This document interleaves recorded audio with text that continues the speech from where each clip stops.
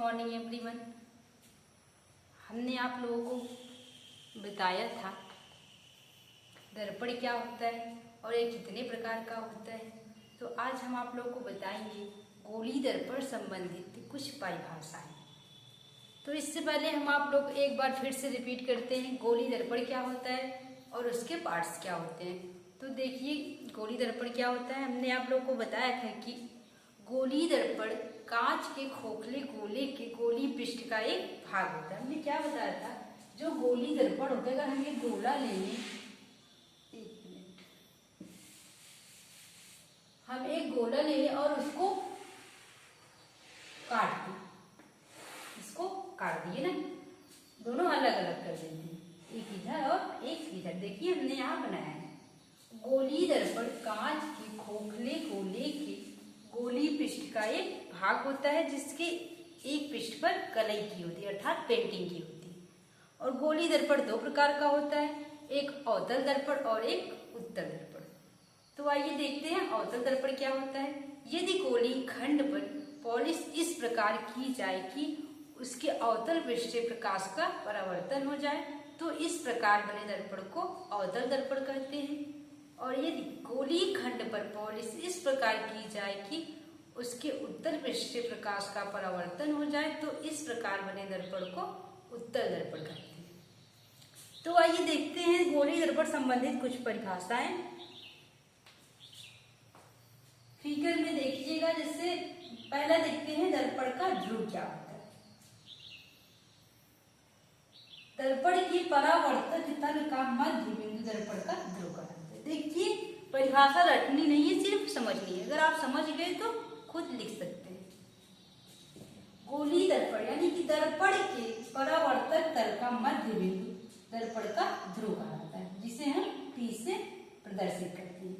और उसके बाद बात आती है वक्रता त्रिज्या, सॉरी वक्रता केंद्र। वक्रता केंद्र क्या होता है। देखिए गोली दर्पण कांच के जिस खोखले गोले के गोली पृष्ठ का एक भाग होता है उसके केंद्र को वक्रता केंद्र कहते हैं। हम लोग सर्किल पढ़े हैं, जो मैथ पढ़े होंगे हाई स्कूल में उनको शायद पता हो। सर्किल यानी कि वृत्त। देखिए वृत्त में केंद्र होती है और त्रिज्या होती है। वृत्त की परिभाषा क्या होती है।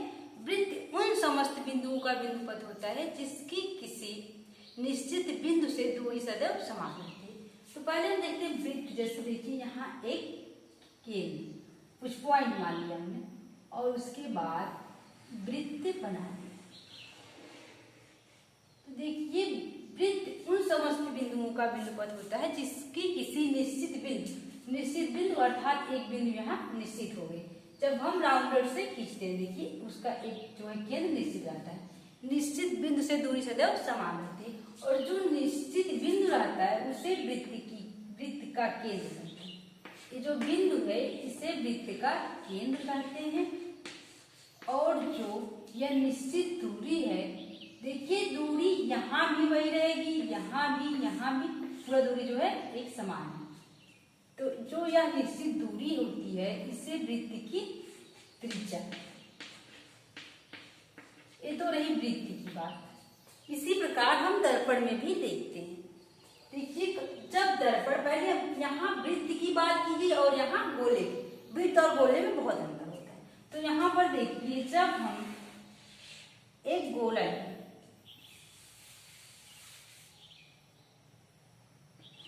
हमने एक गोला ले लिया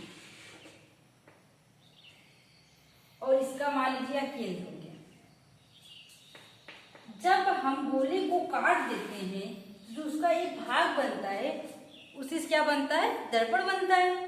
तो इसमें देखिए हमने क्या बताया, वक्रता केंद्र की डिफिनेशन। गोली दर्पण कांच के जिस खोखले गोले के गोली पृष्ठ का एक भाग होता है उसके केंद्र को वक्रता केंद्र कहते हैं। जो इसका केंद्र होगा उसी को क्या कहेंगे, वक्रता केंद्र। और फिर दूसरी बात क्या, वक्रता त्रिज्या। तो हम देखते हैं वक्रता त्रिज्या। गोली दर्पण कांच के जिस खोखले गोले के गोली पृष्ठ का एक भाग होता है उसकी त्रिज्या को वक्रता त्रिज्या कहते हैं। जो इसकी त्रिज्या होगी उसी को क्या कहते हैं, वक्रता त्रिज्या। मान लीजिए इसको हम स्मॉल आर से डिनोट कर दिए। ठीक, आप लोग समझ गए होंगे।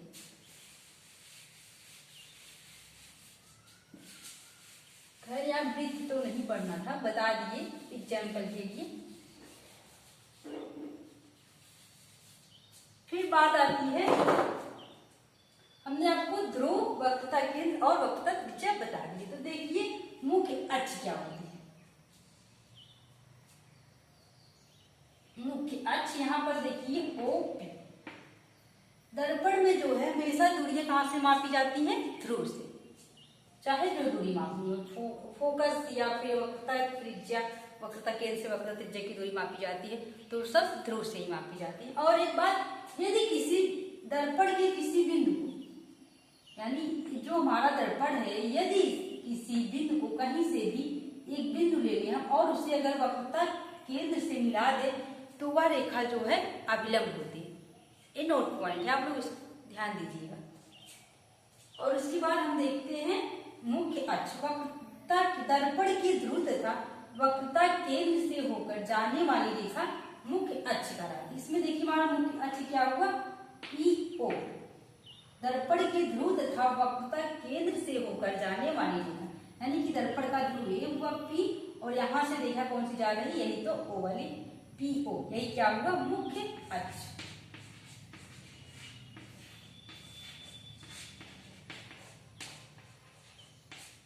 ऐसे देखिए उत्तल दर्पण नहीं बता रहे हैं, उत्तल दर्पण में हमेशा आभासी प्रतिबिंब बनता है ना, तो इसी प्रकार दोनों का, बस इसमें आभास किया जाता है, इसमें रियल दिखाई देता है। और देखते हैं वक्रता त्रिज्या। वक्रता त्रिज्या को हम R से डिनोट करते हैं। वक्रता त्रिज्या हमने आपको बता दी है, गोली दर्पण कांच के जिस खोखले गोले के गोली पृष्ठ का एक भाग होता है, उसके त्रिज्या को वक्रता त्रिज्या कहते हैं। तो रही आई बात क्या, फोकस की। फोकस अथवा मुख्य फोकस, गोली दर्पण पर आपतित किरणें, जब कोई किरण गोली दर्पण पर आपतित होती है, गोली दर्पण पर आपतित किरणें परावर्तन के पश्चात, यानी कि देखिए एक किरण गोली दर्पण पर आपतित हुई है, गोली दर्पण यानी कि अवतल दर्पण है, गोली दर्पण पर आपतित किरणें परावर्तन के पश्चात जिस बिंदु से होकर जाती है, जिस बिंदु से होकर जाती है, यानी कि जब रियल में जाती है अवतल दर्पण के लिए, अथवा जिस बिंदु से होकर जाती हुई प्रतीत होती है, प्रतीत यानी कि सिर्फ उसको आभास किया जा सकता है, दिखाई नहीं देता है, उससे हम फोकस अथवा मुख्य फोकस कहते हैं। दर्पण पर आपतित किरणें परावर्तन के पश्चात जिस बिंदु से होकर जाती हैं अवतल दर्पण के लिए, अथवा जिस बिंदु से होकर जाती हुई प्रतीत होती हैं उत्तल दर्पण के लिए, उसे हम मुख्य फोकस अथवा फोकस कहते हैं। और फिर बात आई फोकस दूरी। हमने आप लोगों को पहले ही बता रखा है कि दर्पण में समस्त दूरियां जो है दर्पण के ध्रुव से ही मापी जाती है। तो दर्पण का ध्रुव देखिए यहाँ पर है, हमें क्या बताना है, फोकस दूरी क्या होती है। ये हमारा हुआ फोकस। अगर जब हमें फोकस की दूरी निकालनी हुई तो हम यहाँ दर्पण के ध्रुव से माप लेंगे, यानी कि दर्पण के ध्रुव तथा फोकस के बीच की दूरी को हम फोकस दूरी कहते हैं, या यूं कहे दर्पण के ध्रुव तथा फोकस के बीच की दूरी फोकस दूरी कहलाती है। और उसके बाद रही बात फोकस तल की, तो देखते हैं फोकस तल क्या होता है। देखिए मुख्य अक्ष के अभिलंबवत, ये हमारा क्या होगा, मुख्य अक्ष, इसके अभिलंबवत, मुख्य अक्ष के अभिलंबवत तथा मुख्य फोकस से गुजरने वाले समतल को दर्पण का फोकस तल कहते हैं। आप लोग समझ गए होंगे सभी डेफिनेशन। बस आज के लिए इतना ही। इसके बाद हम आप लोगों को डेरिवेशन करवाएंगे गोली दर्पण की त्रिज्या तथा फोकस दूरी में संबंध F = R/2। बस आज के लिए इतना ही। Thank you.